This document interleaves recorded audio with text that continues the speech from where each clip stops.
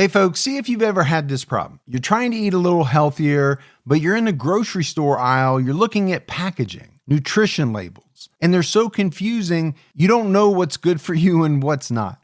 Well, this is why I love Thrive Market, my go-to online grocery store for getting all of my healthy essentials delivered, and I don't even have to leave my couch. Finding better options for the whole family is easy with Thrive Market's Healthy Swap Scanner. Just scan a product and it instantly recommends healthier swaps. This is how my wife and I found our new favorite snack, IQ bars. Sometimes I eat one in the morning with my coffee, sometimes just later on in between meals. They also have so many on-site filters that make it simple to shop by the needs of everyone in the family. Maybe you have someone who needs gluten-free food, somebody that has a peanut allergy. Well, no more scouring ingredient labels when you can just filter it all on Thrive Market. My wife and I often use the high protein filter to stock up on things like Sieti chips. Ready to make the switch? Go to thrivemarket.com/TCAT for 30% off your first order, plus a free $60 gift.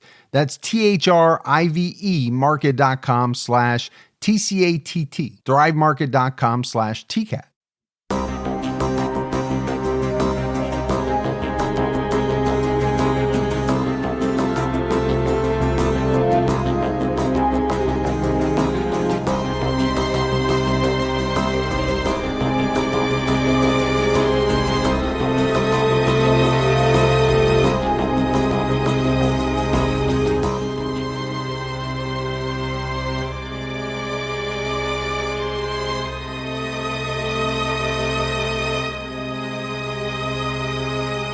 Hello, everyone, and welcome to episode 431 of the True Crime All the Time podcast. I'm Mike Ferguson, and with me, as always, is my partner in true crime, Mike Gibson. Gibby, how are you? Hey, I'm doing good. How about you? I'm doing great. Awesome. We just got done taping our weekly Patreon minisode, where we talked about what's going on in our lives, our kids, what we're watching, and previewed, our episodes, what we do every week. Good stuff. Good stuff. It's fun. Yeah. Let's go ahead and give our Patreon shout outs. We had Kelly Reichert. Hey, Reichert. Mallory Foster. What's going on, Mallory? Amanda Collins. Hey, Collins. Janice Regine. Hey, Janice. Kelsey Turner. What's happening, Kelsey? Josh Peters. There's Peters. Rachel Black. Hey, Rachel. MJ Himmelstein. Jumped out higher than our highest level. Of the famous nursery rhyme. The Himmelstein nursery rhyme. Yeah. As you talked about on Patreon. I did. Nilly Sades. I like that. A Sadie's. Yeah. And last but not least, Alicia DeLisa. Hey, Alicia. And then if we go back into the vault, this week we selected Sarah Prosser. Prosser in the house. Yeah. Appreciate the new support, the continued support. So, Gibbs, we have an episode out right now on True Crime All the Time Unsolved, where we're talking about Branson Perry. He went missing after leaving his house in April 2001. We're over 20 years later, and authorities believe he was murdered, but his body's never been found. There's a lot going on with this case because they think there's a drug connection. They also believe that the people in the town of Skidmore, Missouri, where he disappeared from, are hiding information that could break the case wide open. It makes it difficult when people hold out on you. Yeah. So we'll get into all of that. All right, buddy, are you ready to get into this episode of True Crime All the Time? I am. We're talking about Kate Webster, and we're headed across the pond to Britain to really dive into the murder of Julia Martha Thomas. And this case is also known as the Barnes Mystery or the Richmond Murder. It's one of the most infamous crimes of 19th century Britain.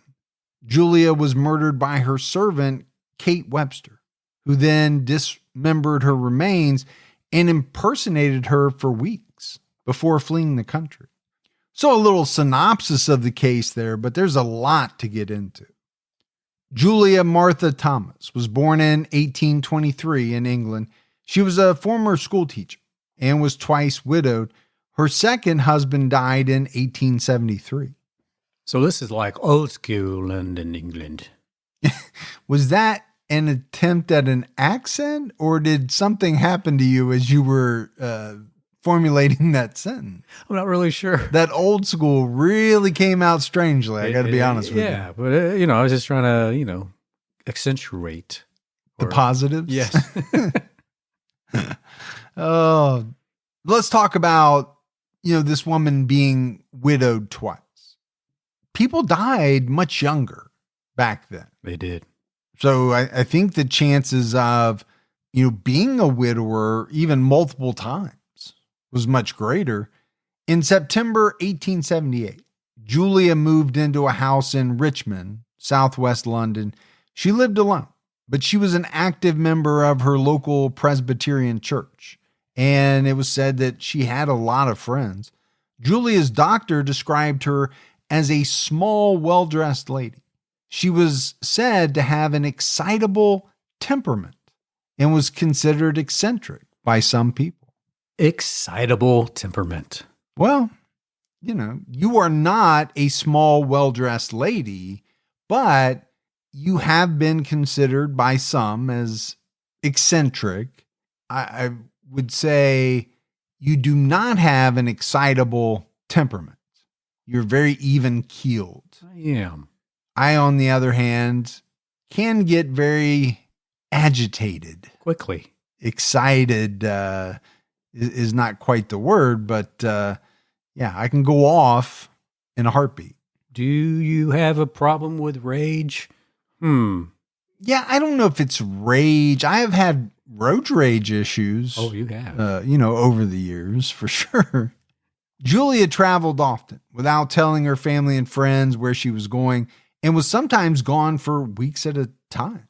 Julia was a lower middle class woman, but she typically wore nicer clothing and jewelry to appear more wealthy than she actually was. She also wanted to have a live-in domestic servant. However, she was known for being a strict employer, and her frequent travel meant she had difficulty keeping a servant long-term. I mean, to be lower middle class woman. Lower middle class. Sounds funny saying that. Well, it does, but it also then makes it seem as though, okay, was she living beyond her means? Did she have the money to have a live-in domestic servant? It seemed like that would be expensive. That it seems like it would be reserved for wealthier people than she's being described as. Yeah, like higher middle income people. Okay. Yeah. You want to go that route. But is it unusual for people to, maybe wear nicer clothing or jewelry to make it seem as they're doing better than what they really are? And I would say no.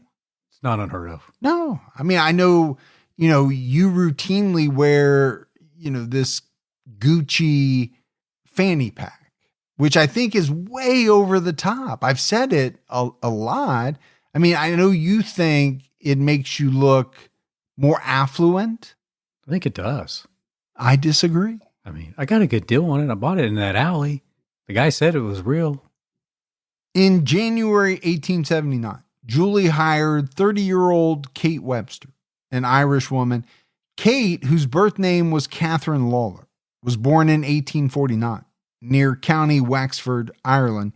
Kate said she changed her last name to Webster after marrying a sea captain whom she claimed to have 4 children with. However, there are seemingly no records to prove this. But I don't know what the record keeping was like in the 1800s. I'm guessing not that great. I was thinking hit or miss. Maybe some places had it down and some places were pretty, lax about it. I'm wondering how it would have been to marry a sea captain. It's like, I'm going to marry this sea captain, but I know I probably won't see him very often because he's going to be out on the sea. Where sea captains tend to be quite a bit. Yeah. What we do know is that Kate had a long criminal history. She was caught stealing as a child and had a reputation for being dishonest. Well, that's not a good reputation. No. As a young teenager, Kate stole money to sail to Liverpool, England, where she spent the next few years stealing and pickpocketing to support herself. And I'm getting a real Gangs of New York vibe here. Okay. You've seen that movie, right? I have. It's one of my favorites. I know a lot of people, it's probably not their cup of tea, but this is reminding me very much of the Cameron Diaz Character. She supported herself by going around and thieving, essentially. She was a good pickpocket. And so you're thinking that, and a part of my brain is thinking Oliver Twist. Because Oliver, because you have to say it like that, Oliver. Do you? Okay. Was out on the streets pickpocketing to make that big guy all that money. I got you. Yeah. I got you. At 18, Kate was sentenced to 4 years in prison for theft when she was released. Now 22-year-old Kate traveled to London, where she worked as a cleaner and did sex work part-time, according to some sources. You know when you've been watching too many spy shows, when we say she's worked as a cleaner, I'm thinking she worked as somebody that came in and cleaned up the mess. Oh, as like a cleaner of rich people's indiscretions? Yes. Kate often stole from her employers, and she moved often. Kate then started stealing from the boarding houses she stayed at. She would rent a room, sell whatever was inside, and then quickly leave the area. She was arrested multiple times, but the sentences were always short. Pretty good gig, though. Yeah. Make quick money. Yeah, I mean, you are selling things that you do not own. But by the very nature of what you're doing, I mean, you would have to move around quite often. Very often. Kate eventually met a man with the last name Strong and became pregnant. Her son was born in April 1874, and the father soon abandoned them. Kate went back to theft to support herself and her son. And for the next 5 years, Kate would steal from her employers. She used the last names Lawler and Webster to try to keep the police off her trail. But she wasn't always successful. And her friend Sarah Crease, another domestic servant, cared for her son when she was in prison. In 1875, Kate was sentenced to 18 months and was not released until 1877. So not a great person as far as morals. Yeah, I mean, obviously we know stealing is wrong. Now, could you look at it, or could someone look at it as, she was doing what she had to do to survive and to take care of her son? Yeah, you could look at it that way. Obviously, it's illegal. There's no doubt about that. In January 1879, Kate's friend Sarah became sick. Kate worked as a temporary replacement at the home of Lucy Loader. Miss Loader was friends with Julia Thomas and knew that Julia was looking for a domestic servant, so she recommended Kate. When Julia met Kate, she hired her on the spot without asking any questions about her background or work history. It's good to be referred. It is, and maybe that had something to do with it. Also, I'm assuming in the 1800s, it was not as easy to kind of check up on people's backgrounds as it is today. Probably difficult. Today you can go onto your computer and for $5, do some type of background check, which I routinely have done over the years on my girlfriend's boyfriends. And I also know that you do it on me on a regular basis for some strange reason. Well, I just have a subscription for you because you never know when your situation is going to change or be updated. Kate and Julia were friendly at first, but their relationship quickly soured. Julia was displeased with the quality of Kate's work. Kate spent many hours at local pubs, which irritated Julia. Okay, so you hired this woman on the spot. She was referred to you, but she gets into doing the work and it's not up to your standards. Yeah, you're paying her, so you're going to be a little irritated by that. Yeah, and sounds like she's spending too much time at the pubs drinking instead of being there taking care of business. Yeah, it didn't say that specifically she was at the pub when she was supposed to be working, but maybe that was part of it. Or maybe she was just there all night, and then by the time she got to work at the house the next day, she was hungover, unable to function. I don't know. Kate later said in her confession, "At first, I thought her a nice old lady, but I found her very trying, and she used to do many things to annoy me during my work. When I had finished my work in my rooms, she used to go over it again after me and point out places where she said I didn't clean, showing evidence of a nasty spirit towards me." So your boss took you through the work you just did just to let you know what she didn't like about it. Isn't that kind of what a boss does? QC your progress? Your performance, your work. Yeah. Now, we don't know the full breadth and scope of this thing. Was it, as you kind of described, Julia merely pointing out that she wasn't getting the job done correctly? You missed this spot and that spot.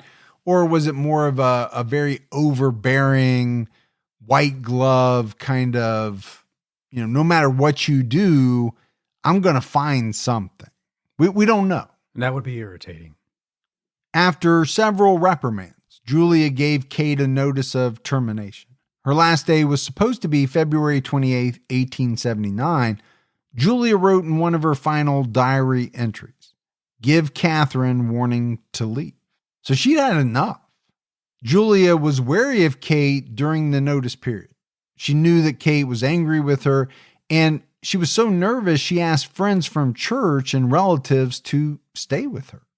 And I was getting the picture that, there must have been quite a bit of tension, in the home because, Kate's living there, right? She's a live-in servant.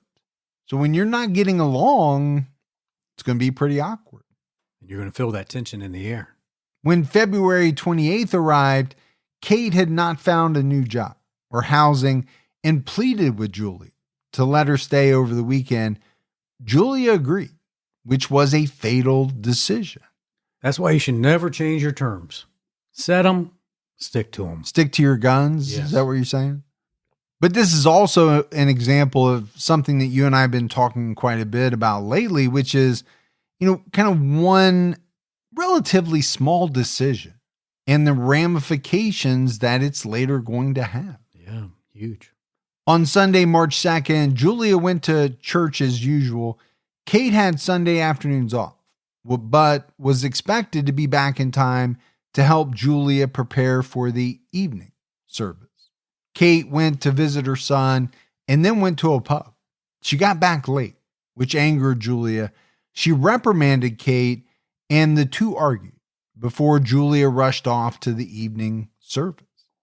And let's just think about more modern times, right? People get fired. And normally, if that happens, you're not sticking around for 2 more weeks. No. Because that would be very awkward. You're leaving that day. Maybe you get to pack your stuff up. Maybe it's packed up for you and shipped to you. But, let's say I came to you and said, "Gibbs, you're just not cutting it. And I'm letting you go." Again, for the second time, I'm giving you your 2-week termination notice. First of all, what's your mindset going to be during those 2 weeks? Probably even shittier than it was before. You're going to be less productive. You're also going to be angry. I'm going to have to keep my head on a swivel. That's right. It just seems like a pretty bad situation. Yeah, I mean, does the word sabotage come into mind? It's not below you. Oh, nothing's below me. Congregation members noticed Julia was agitated, and she said she was late due to the neglect of her servant to return home at a proper time. She also mentioned that Kate had flown into a terrible passion at her rebuke. A terrible passion. You don't hear it talk like that anymore. No, and there's a reason for it. But, I'm assuming they got into it pretty good. Julia left church before service ended and got home around 9 p.m. She and Kate got into another argument and Kate pushed her down the stairs in a fit of rage. After realizing she had seriously injured Julia, Kate strangled her to death. Just trying to think of the logic here. You push her down. You're like, oh my gosh, I really hurt you. I think I'm going to have to just finish this off. Well, let's not forget, Kate was a woman who had been arrested. She had spent time incarcerated. What was going through her mind? Okay, we got into this fight. I pushed her down the stairs. I'm going to be the one to get in trouble. And I'm not going back to jail or prison or whatever. So I'm going to cover this up. Quiet her for good. Kate later confessed. Mrs. Thomas came in and went upstairs. I went up after her and we had an argument which ripened into a quarrel. And in the height of my anger and rage, I threw her from the top of the stairs to the ground floor. She had a heavy fall. I felt that she was seriously injured, and I became agitated at what had occurred, lost all control of myself, and to prevent her screaming and getting me into trouble, I caught her by the throat, and in the struggle, she was choked, and I threw her on the floor. Well, she didn't just push her down the stairs, she threw her. That's a pretty aggressive move. Yeah, this kind of detailed description of what happened is a little bit different than what we just talked about, right? It made it sound like, okay, they got into an argument. Maybe there was a slight scuffle. And in that scuffle, Julia fell down the stairs.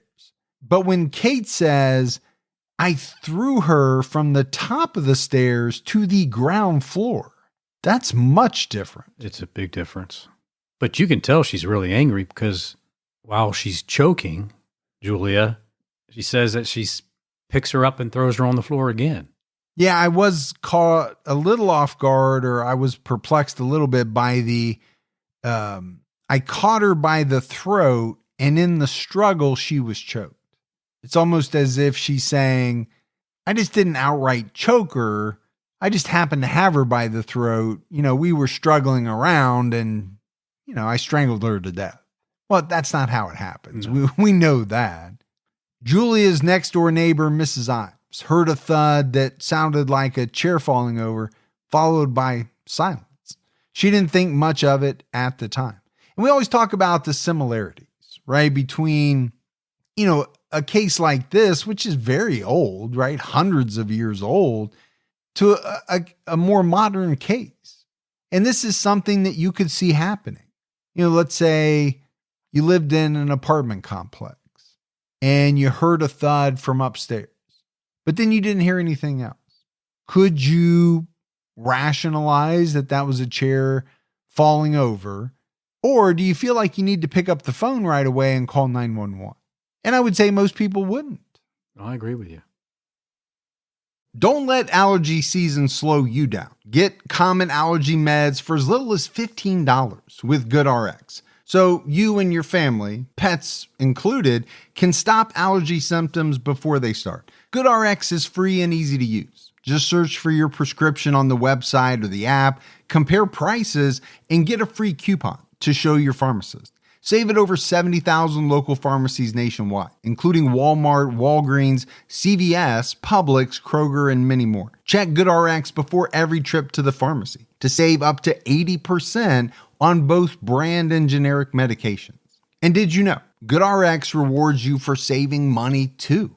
Join GoodRx Rewards today and earn points every time you use a coupon. Remember, GoodRx is not insurance, but works whether you have insurance or not. And it could be your insurance copay price. I've been using GoodRx for years, and I can't tell you how many times I have saved money even with my insurance. Stop allergies before they start and save big on allergy medications this season with GoodRx. Go to goodrx.com/TCAT. That's goodrx.com/TCATT. Once the temps start rising, I realized I was back in the same worn out rotation. Same tank, same shorts, same everything. So I gave my daily uniform an upgrade with Quince. Their pieces are easy, elevated, and somehow make me feel more put together without even trying. Like They're 100% European linen shorts and dresses from $30.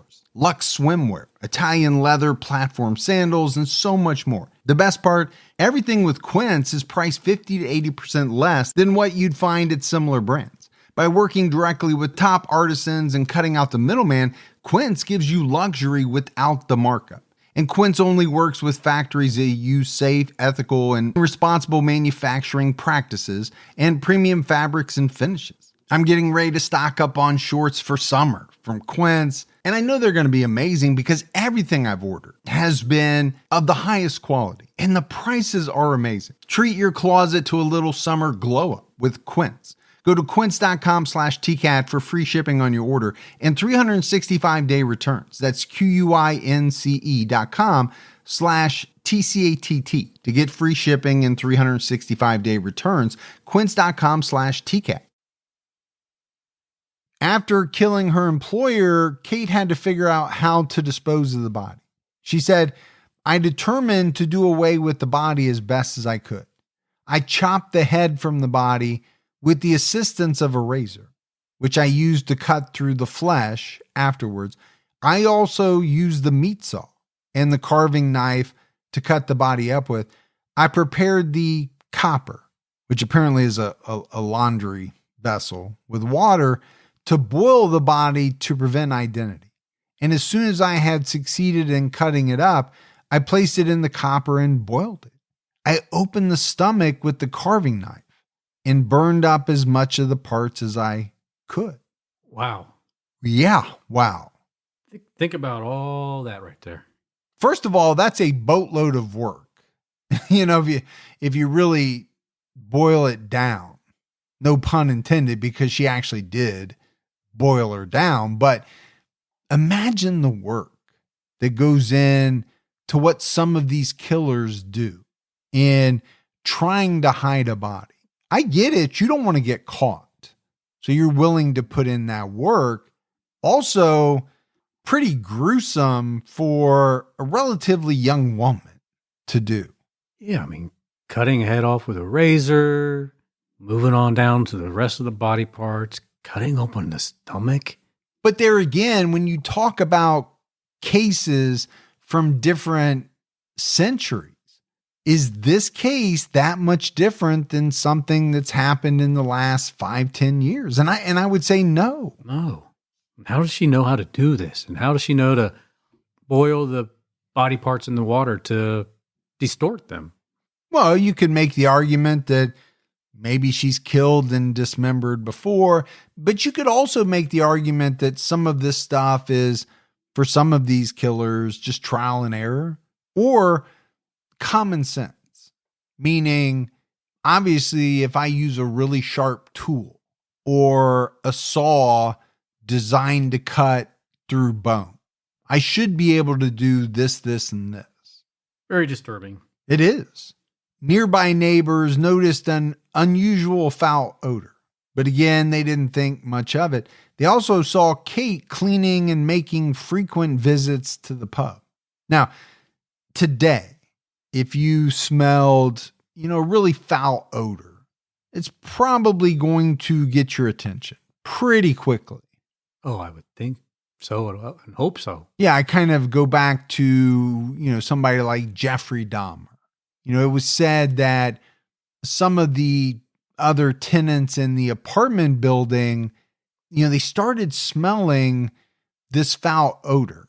And one of the women was so determined to figure it out that she started going to everybody's door and kind of smelling up against the door. Yeah. And quickly realized it was coming from, Jeffrey Dahmer's house.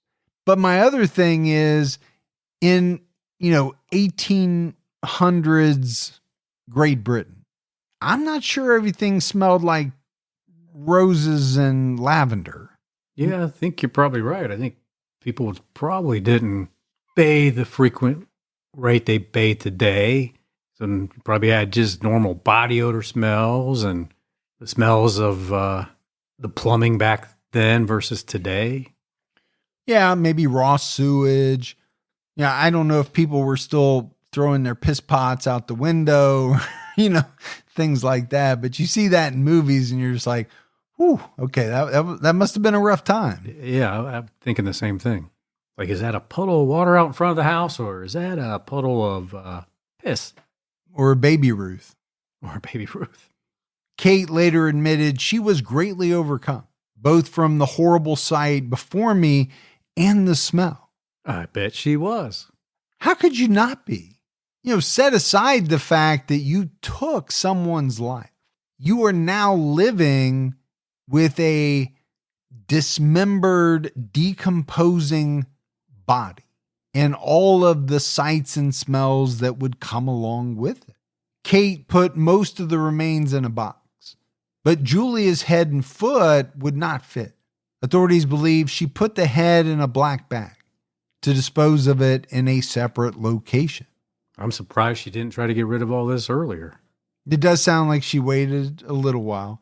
It was also reported, but not proven, that Kate offered the fat drippings from the remains to neighbors and local children, telling them it was pig's lard. Hey, I got some fat drippings for you for your cooking. I'll charge you less than you would if you bought it from the butcher. And someone probably bought it. Yeah, I don't know if she was selling it. I don't know if she was giving it away, but it's a revolting thought, right? To think about a family sitting down to enjoy a meal, having no idea that some of that meal was cooked in the fat drippings from a woman who was killed. Yeah. And what happens when you find that out later? Yeah, you're like, now I know why those potatoes tasted a little different. On March 4th, 1879, Kate traveled to Hammersmith, West London, to visit her old neighbors Henry and Ann Porter. She hadn't seen them since 1873 when she moved away from the area. She introduced herself as Mrs. Thomas and told the Porters that she had been married, had a child, was widowed, and an aunt who recently passed away left her a house in Richmond. She wanted to sell the furniture and contents of the house because she decided to return to Ireland. She asked Henry Porter if he knew someone who could help her. Mr. Porter suggested that a man named John Church might be interested in buying some of the items as he was trying to furnish his pub. So not only has she killed Julia Thomas, now we see that she is taking on her life, in a sense, right? She's passing herself off as her, using her name, saying this is her house. Henry Porter and his son Robert accompanied Kate to a pub on Hammersmith Bridge Road. Kate had a black bag with her, and both Porter and his son carried it at different points. They noticed it was very heavy, around 50 to 60 pounds. So it sounds like more than just a head. Yeah, I don't think anybody's head weighs 50 to 60 pounds. At one point, Kate left them to go over the bridge, saying she wanted to meet a friend. She returned about 15 minutes later without the bag. She then asked Henry if he would allow his son to accompany her to Richmond to help her with something. He agreed as long as she would send him back on the last train of the night. Kate took Robert to Julia Thomas's house, where she showed him the box that contained human remains. She asked him to help her carry it over Richmond Bridge, and he agreed. Once they got to the bridge, Kate asked him to leave for a moment because she was going to meet a friend. Robert walked away, but he didn't go far because it was getting dark. He heard a splash in the water when he was just a few yards away from Kate. He didn't think anything suspicious was going on at this time. He just thought, well, I'll help carry this box over here. And obviously it's something she wanted to get rid of and she wanted to throw it into the river, I guess. There was nothing in the research about the smell, but I can only imagine what smells were emanating from this box.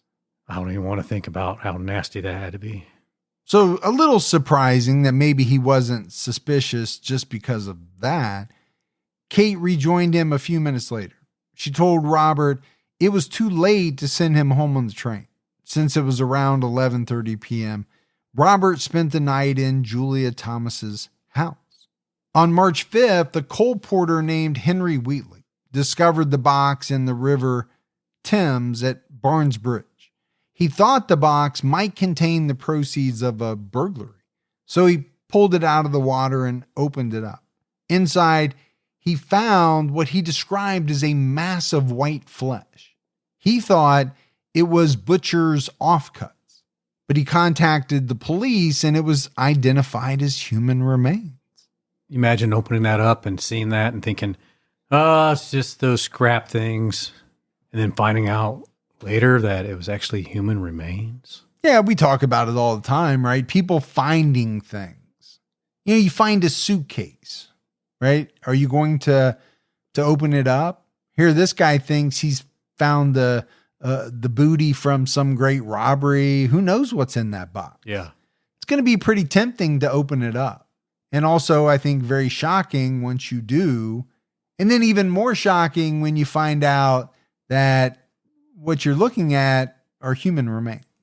A doctor examined the remains and gave his opinion that it was a murder case.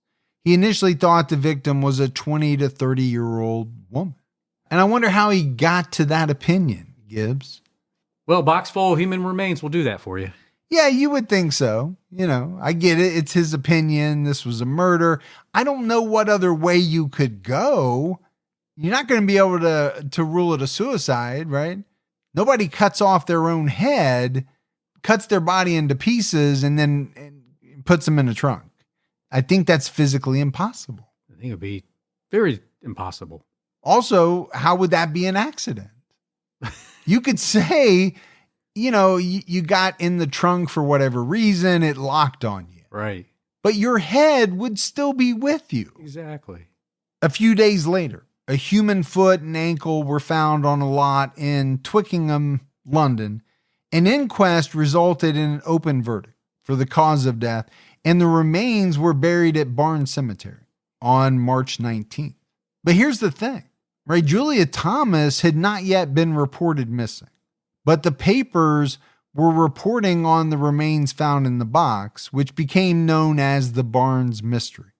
Kate was most likely reading these articles while she was impersonating Julia. Kate was wearing Julia's clothing when she went out, and she sold Julia's gold bridge work at a pawn shop. Got to sell that dental work. She also finalized her agreement with John Church. Church agreed to pay £68 for everything inside the house and made an £18 deposit. On March 18th, John Church and Henry Porter showed up to the house to collect the furniture.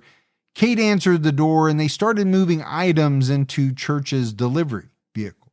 While they were loading up, Julia's neighbor, Mrs. Ives, came outside and asked Henry Porter why they were taking the furniture away. Porter said Mrs. Thomas sold it to them. Mrs. Ives remarked that this was not true. Porter told John Church what happened. Church got suspicious and decided not to take any furniture. Well, if the neighbor gives you some doubts, you're probably going to stop, maybe look into it before you take any items, or maybe you're just going to walk away and say, hey, it's not worth it. I'm not sure if I should be even taking this stuff. Well, you're also paying for it. So you don't want to pay for something that is technically not allowed to be sold. Kate asked the men why they were bringing the furniture back into the house. They relayed what Mrs. Ives said. Kate went over to confront Julia's neighbor. When she returned, she was agitated and said Mrs. Ives knew nothing of her affairs and her intrusion was an act of impertinence. Act of impertinence? Easy for you to say. But, you know, I get the feeling, didn't come out and say it, but I got the feeling that Mrs. Ives was telling these guys, hey, that's not Mrs. Thomas. So I'm not sure why you're taking her stuff. Yes. Kate talked John Church into taking some dresses, but he wouldn't take any of the furniture. Kate went upstairs while they continued bringing things in. This was the last time the men saw her. Kate fled the house and hired a cab to take her to Hammersmith, where she picked up her son from the Porter household. Kate went to the train station and purchased a ticket back to Ireland. And I think, just from her actions there, you get the sense that she felt as though the walls were closing in around her. She was about to be discovered. Yeah, I think the neighbor would have, if she didn't already, start making efforts to get a hold of some authorities. Yeah, that would make sense. Meanwhile, John Church confirmed he had been deceived when he and his wife went through the items in his van. Inside the fabric of one of the dresses, his wife found a purse and diary belonging to the real Julia Thomas, as well as a letter from a Mr. Menhinnick. Henry Porter and John Church visited Mr. Menhinnick. Based on their conversation, it became clear Kate was impersonating the real Mrs. Thomas. The three men went to the Richmond police and reported their suspicion. The police searched the house the following day and found an axe, a razor, some charred bones, and the missing handle from the box found in the river. Based on this evidence, it seemed that the remains found in the river were that of Julia Thomas. Well, I think that handle from that box sealed the deal. Yeah, I think that along with the axe, the razor, charred bones, all of that. On March 23rd, the police released a full description of Kate and announced that she was wanted for murder. On March 28th, 1879, Kate was arrested at her uncle's home in Killen, Ireland. After local authorities recognized her, she was wearing Julia's clothing and jewelry when she was apprehended. So I get it. These two women get in a fight. Kate's not happy that she's being sacked. At some point, she makes the decision that, she's going to kill this woman. Yeah. And then maybe before, maybe after, makes the decision that she's going to try to profit from as much of her stuff as she can. And then she's going to, skedaddle to Ireland. But the wearing of the clothes, to be caught wearing your victim's clothes and jewelry seems like such a stupid thing to do. Not that any of this at all was smart, but it was somewhat greedy of her. Well, I think you can look at this a couple of different ways, but one way is to look at that this was greed all the way around, right? She was motivated by greed. Maybe there was some anger and revenge there too, but, given her history as a thief and making money any way she could, whether it was legal or not, it's not that hard to think that she put together a plan to get her hands on this woman's money. I kind of think she shifted into that mode. Yeah. We don't know when, but I agree with you. Even the smallest step forward can make a big difference in your financial future. When you open a Chime checking account, you're one step closer to a better financial future with no maintenance fees, fee-free overdraft up to $200, or getting paid up to 2 days early with direct deposit. Making progress has never been easier. I think we've all been in that position where we've had an overdraft. Well, with Chime, you can overdraft up to $200 with no fees. That's amazing. And they have over 50,000 fee-free ATMs. Make progress towards a better financial future with Chime. Open your account in 2 minutes at chime.com/TCAT. That's chime.com/TCATT. Chime feels like progress. Banking services and debit card provided by the Bancorp Bank N.A. or Stride Bank N.A., members FDIC. Spot me eligibility requirements and overdraft limits apply. Fees apply at out-of-network ATMs. MyPay eligibility requirements apply. Credit limits range from $20 to $500. $2 fee applies to get funds instantly. Crime checking account required. Go to chime.com/disclosures for details. Hey, listeners. It's Leon Nafok. I'm here to tell you about a brand new series from me and Prologue Projects, an Audible original series called Final Thoughts, Jerry Springer, the story of a television show that changed the world and the man who gave it his name. But did you know that before the Jerry Springer Show made him notorious all over the world, Springer was something else entirely? a respected Midwestern politician, the progressive mayor of a major Rust Belt city, a man many saw as a future leader in Democratic politics. How did this idealistic rising star, with his lofty political ambitions, take a turn in such a radically different direction? You can find the whole series available now on Audible. Just search for Final Thoughts, Jerry Springer on the Audible app, or go to audible.com/Springer. Kate was quickly brought back to England and was formally charged with murder on March 30th. Kate then made a statement accusing John Church of the murder. Church was arrested, but the charge was dropped because he had a strong alibi and had assisted the police with the investigation.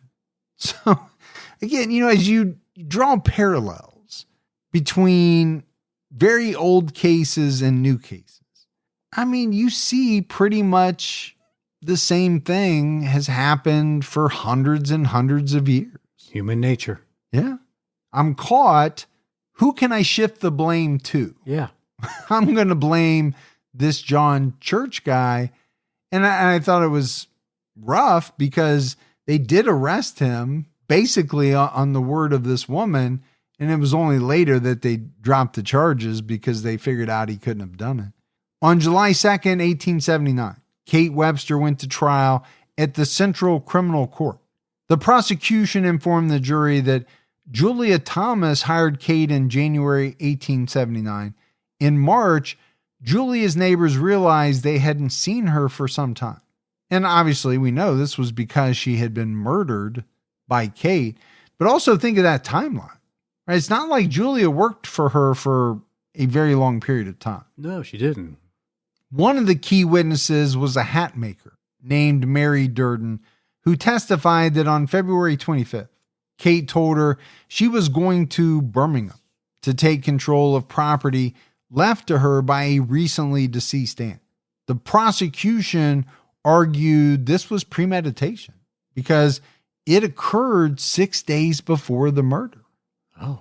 Well, then they are onto something there. Yeah, and I think that kind of shifts the murder into a different light, right? Kate told the story, hey, we got into this fight. I pushed her down the stairs or threw her. That made it seem like it was the heat of the argument type deal. But now you can start to look at it as if this was kind of in the works for some time. And maybe she took the job knowing that this woman had a little bit of money. And from the very start, her plan was to fleece her, maybe even kill her. Maybe she figured because she lived alone, wouldn't be any witnesses, it'd be a pretty easy thing to do. And maybe she could get away before anyone really noticed what was going on. The defense argued that without the head, which had not been found, the remains could not be officially identified as Julia Thomas. And I assume that in the late 1800s, it was very hard to identify people without a head. Yeah, I think it probably would have been. However, the court heard evidence that all the body parts belonged to the same person and were believed to be a woman in her 50s, which fit Julia's description.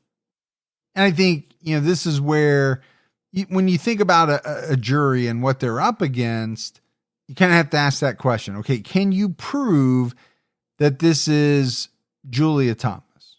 Well, with the scientific methods they had back then, no, not really. But when you look at the totality of the evidence, how can it be anyone else? Exactly. This lady worked for her. She lived with her. No one had seen this woman in quite some time. There's the broken handle from the box. Just everything is pointing. Yeah, the axe, the razor. Yeah, everything's pointing to the fact that these remains belong to Julia. The defense then tried to argue that Julia could have died of natural causes, and they attempted to cast suspicion on Henry Porter and John Church. Well, what else are you going to do if you're the defense? Yeah, you're going to want to deflect and try to put the blame on somebody else. I kind of think a little bit about the Robert Durst case, the one that he had down in Texas, For anybody who, followed that story, watched the Jinx, it wasn't in doubt that he killed the man. The question was it murder or self-defense? So we're really talking about context here, right? How are you proving that my client actually murdered her? How do we know that she didn't just die of natural causes and then my client tried to take advantage of her financial situation, which wouldn't be great, but then it wouldn't be murder either. Yeah, that's true. And then obviously you have to try to pin it on other people. 6 days later, on July 8th, 1879, Kate was convicted of murder and sentenced to death. She attempted to save herself from execution by pleading pregnancy, but a jury of matrons examined her and determined she was lying. A thief, a fraud, a liar. I mean, she's got it all. Well, and if you were about ready to be executed, wouldn't you try to come up with anything? Sure, yeah. Can't hurt, right? Throw caution to the wind at that point. When asked for a statement ahead of sentencing, Kate denied the charge, but also said John Church and Henry Porter were innocent. I thought that was kind of an interesting thing because obviously the defense had tried to cast them as the murderers. Now she's been found guilty but hasn't been sentenced, yet she comes out and says that these two guys were innocent. Guess she found a heart after all. While in prison, Kate attempted to implicate Mr. Strong, the father of her child, but the police declared her allegations baseless. And maybe that had something to do with saying that John and Henry were innocent. Maybe she already had it in her head that she was about ready to, cast suspicion on somebody else. I think it'd be hard to believe anything that comes out of her mouth. Oh, absolutely. Absolutely. Kate finally gave a full confession on July 28th, the night before she was hanged. Again, as we've talked about many times in these older cases, from the time of sentencing to the time that capital punishment was carried out was a matter of days, weeks. There was no, 18-year-long appeal process. No, it didn't drag out at all. She told her priest, Father McHenry, I alone committed the murder of Mrs. Thomas. I pushed her downstairs and strangled her. Kate confessed in detail to the murder and dismemberment of the remains, details that, we talked about earlier in the episode. According to The Guardian, the priest who listened to Kate's confession was of the opinion that the murder was not premeditated, but was the result of sudden passion. He believed that Mrs. Thomas was a very nagging and irritating woman. Well, I'm sure that's what Kate told him, and she might have very well have been. But that doesn't mean that you can just kill anyone who you find irritating. If that was the case, there'd be very few of us left. Like only one of us in this room? Well, yes, that's a given. Now, which one it would be, that we'd have to see. But the problem with Kate saying all this is there is no Mrs. Thomas there to give her side of the story.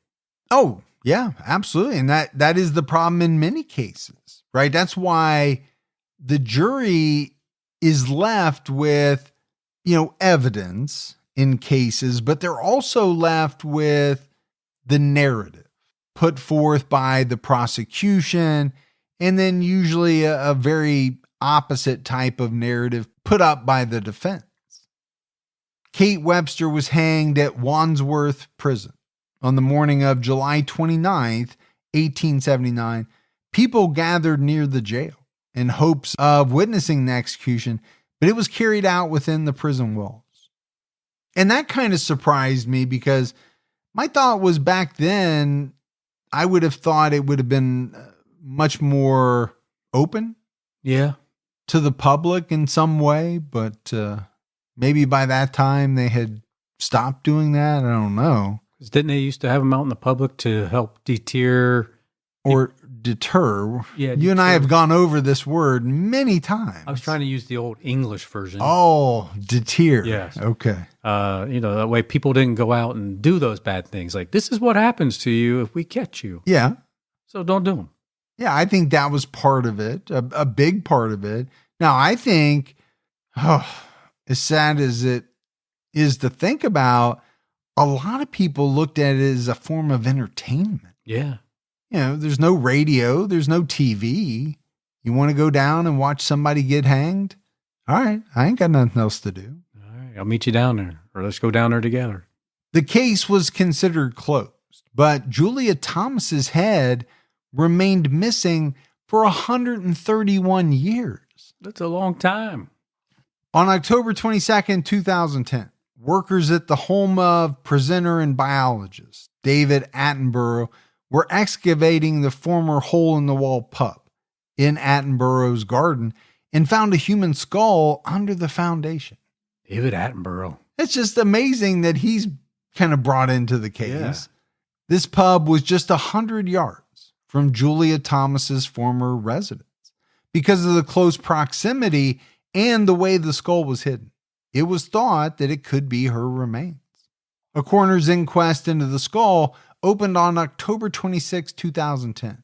Investigating officer, acting detective inspector Dave Bolton said, per the Richmond and Twickenham Times, we're keeping an open mind as to whom the skull belonged to, and the bones will be subject to further forensic examination and anthropological study seeking to establish the cause of death, age of the victim, and possible identity.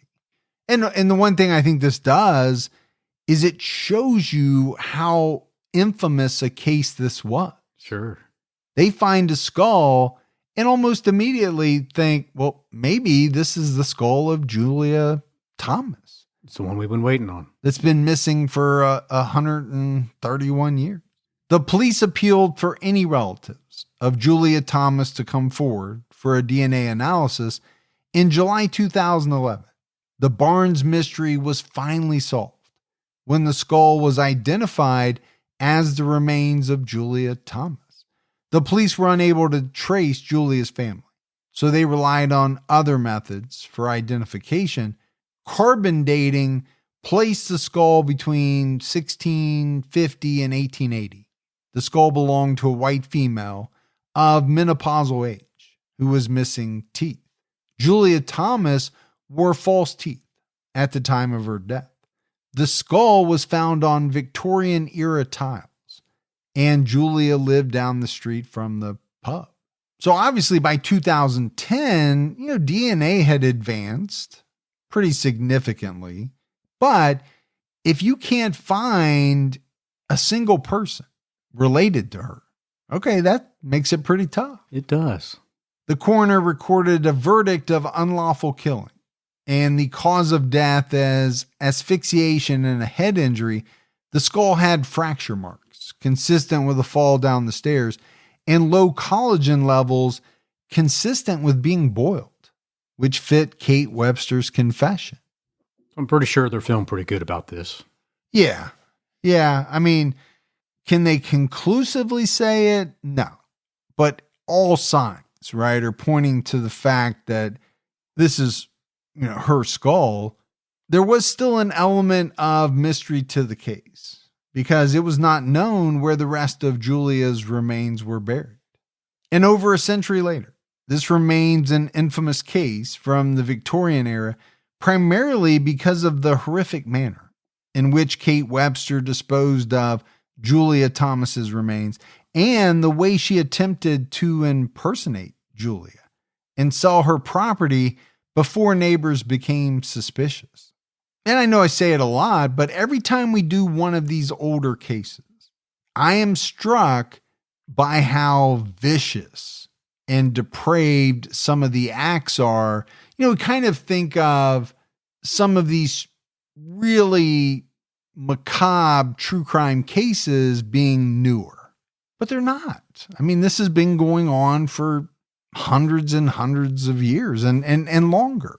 Just the places and names change. Yeah. Think of, H.H. Holmes and Balgunnis and all of these people who many, many years ago committed just despicable acts. Yeah. Now, you don't have a Netflix series on them because everything is so old. Or if you do, you don't have them on tape, right? Yeah. You know, you got a lot of these newer ones. You got Bundy's on tape, John Wayne Gacy's on tape, Dahmer's on tape. You're not going to have that type of media on any of these older killers because, for one, it didn't exist. But it doesn't mean that their crimes were any less horrible. And look at the reasons for it. You know, as we often say, those reasons are reasons that people kill today. They are. Greed. You know, that word and that emotion is very powerful. The want of money and the number of people willing to do horrible things to get their hands on it, I don't know that that's ever going to change. I don't think it will. It hasn't in all this time. And if all of a sudden money was replaced by something else, right, as a form of currency, well, people would just kill to get their hands on that. Yes, they would. But you can see why this is and has been for so many years such an infamous case. It's pretty shocking to think what this 30-year-old woman did. Yeah. You have the killing, but then you also have the dismemberment. Asking this guy's son to help you throw the box with some of her remains over the side of a bridge. And let's not forget about the fat drippings. Yes. Because that, you know, is some Hannibal Lecter type level shit right there. Pretty gross. Robert Pickton. I mean, that's some nasty stuff. To think about how many people prepared and ate food that was cooked in the drippings from this murder victim. I don't know how else to say it. Yeah. Well, hopefully they never found that out. I guarantee you they did and had to live with that knowledge. Yeah. Pretty sickening. That would probably be enough to turn you vegetarian or vegan real quick. Overnight you would be. But that's it for our episode on Kate Webster. Even though it's an old one, I just found it to be a very interesting case. And I hate that we say it, but it's true, right? It plays today. Yeah, it does play today.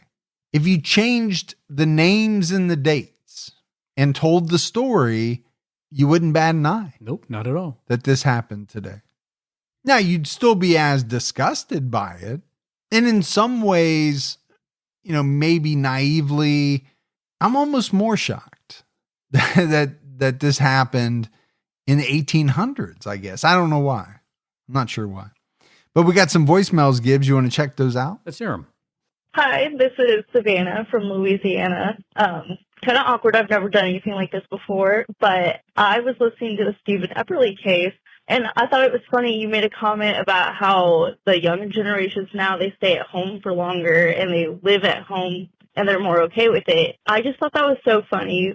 A lot of my coworkers, they still live at home and they're in their mid-20s or their 30s, and it's economical. It's the economy that we're in. I've noticed that it's just not affordable to live alone, and I thought that was really funny. It's just an interesting commentary that it's something I've picked up on lately. Anyway, keep your head on swivel. Bye. Yeah, appreciate the voicemail. I mean, I do think COVID and post-COVID, that was a big part of it, but I feel like I was seeing some of that even before. A little bit. Just a little different mindset than maybe our generation had, which was, all right, I'm getting the heck out of here and I don't care what I have to do or how many hours I have to work. I'm ready to have my freedom. But I think she hit it on the nose. You know, it's more costly today. Hey, well, it is an economics decision. Yeah. I think for a lot of people. Hi, my name is Alicia. I really love your show. I find it so enjoyable, and I love all the episodes. I listen every week. I had a case suggestion for you guys. Could you cover the case of Brett Ryan, aka the Crossbow Killer? Here's a brief summary. In the spring of 2016, Brett Ryan's future looked promising. He was living in a waterfront condo, had a job at a Toronto tech firm, and was just days away from his big bachelor party weekend. In a few weeks' time, he'd be marrying his beautiful fiancée, and by all outward appearances, things never looked brighter. But like a heat mirage on a stretch of highway, it was all an illusion, and Brett Ryan was about to be exposed. He had killed his 2 brothers and his mother, and the question is, why did he do it? And that's a good question. It is a good question. It sounds like a fascinating case. I'm putting it on the list. I don't know if she meant to say more after that or not, but that's kind of where it ended. Left us hanging like a cliffhanger. Did you say cliffed with a T? Play it back. Hear it for yourself. Yeah. I don't know. Oh, all right, buddy. We had no mailbag. So that is it for another episode of True Crime All the Time. So for Mike and Gibby, stay safe and keep your own time ticking.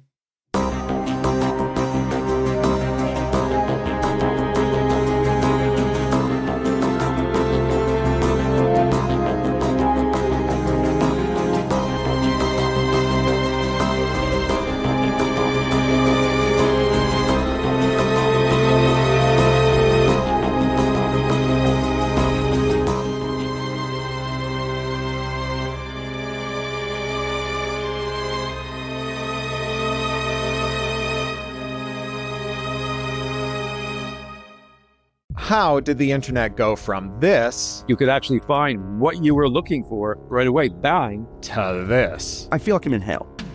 Spoiler alert, it was not an accident. I'm Cory Doctorow, host of Who Broke the Internet from CBC's Understood. In this 4-part series, I'm going to tell you why the internet sucks now, whose fault it is, and my plan to fix it. Find Who Broke the Internet on whatever terrible app you get your podcasts.